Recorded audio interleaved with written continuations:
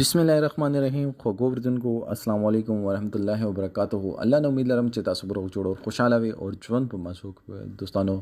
لانګ مارچ کې پی ټی آی سینیئر کارکون سعید احمد جان چې اٹک پل نه پولیسو را گذر کړي او هغه شهید شوی او چیرمن پی ټی آی عمران خان هغه کور ته ورغلی دی او عمران خان هغه کور کې تاسو څه خبرې کړې دي چې ټول خلک ورته په چړا شول دوستانو د باندې څه ټول معلومات په دې ویډیو کې شریکام او کتا څه ټول معلوماتو باندې ځان خبرول غواړي مونږ ویډیو ځان ساتر اخره پر وګورئ چې کوم ملګری مونږ په چینل باندې نوی دي هغه د مونږ چینل مخه ځان سره سبسکرایب کی ټلې نشان دی وي ترڅو مونږ راتلونکي معلوماتي ویډیو تاسو ته اسانه سره ملي شي دوستانو د پاکستان په ډېرې زیاتې سختیانو باندې اخاستل شوی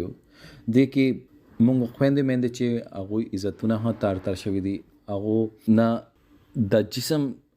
نازک حصے چې دي هغه کټ شوی هغه ته اور هم ورته شوی قتل عام هم شوی ډېرې زیاتې مشکلات باندې مونږ د پاکستان اخسته بیا داسې حکمران مونږ باندې مسلط شو نن سبا چې هغه یو ځل بیا پاکستان نه غلام ملک جوړولو خو مونږ پښتنو ته دا غواره نه او سعید احمد جان غوندې کسان چې هغه فرنٹ لاین باندې او هغه فرنٹ لاین باندې جامع شهادت نوش کړل عمران خان چیرمن پی ٹی آئی هغه کور ته ورغله د 1 کروڑ نقد او هغه کور ټول کفالت پی ټی آئی په ذمہ باندې ده صرف پی ټی آئی نه پورا پاکستان په ذمہ باندې ده که څوک بار خپل سم مجبوري باندې نشو راوتل نن هغه صدا جهاد کولو ټیم ده هغه د سید احمد جان غوندې کسانو د فیملی سره امداد او اخلاص وکي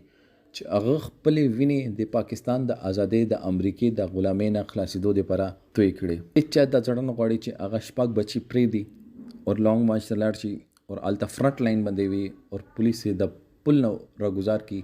اور هغه شهید شي خو صرف د پاکستان دی پر هغه عمران خان دی پر سید احمد جان نه دی کړي هغه پاکستان دی پر کړي دی ولې چې پښتون چې تا غلام نه دی پاتې شوی پښتون ازل نواخله ابد پر آزاد پاتې کیږي هغه غلامی نه دی خو هغه سخت وخت بزان باندې تیر کی خو چې تا بچا غلام نشي دوستانو دې باره کې تاسو سره دا کمنټ سیکشن کې خپل رائے اظهار ضرور وکړئ والسلام